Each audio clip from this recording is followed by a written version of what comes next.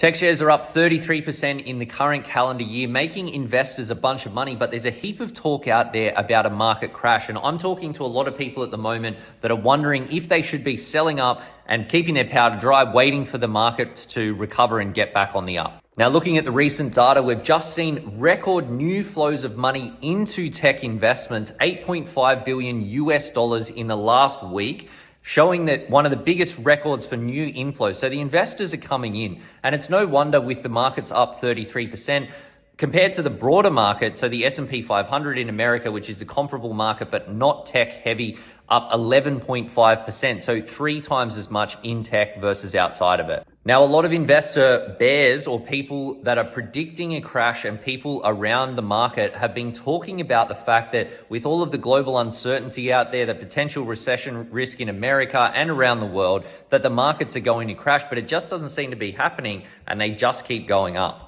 I started looking at some research put out by investment powerhouse Perla that were looking at how your money invested long term and when the best and worst days in markets were. Now, what they found was that if you had $10,000 invested into the share market over the last 30 years, that 10 grand would grow to be worth $208,000 today. But here's the thing, if you'd missed out on investing during the 30 best days in markets over that 30-year period, that your investments would only be worth $36,000 compared to $208,000.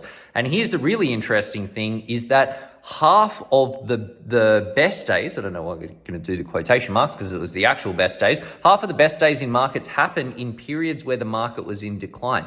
Another 25% of those best days happen immediately after the decline before the market started going up, which is basically 75% of the best days in markets are happening in and around market downturn.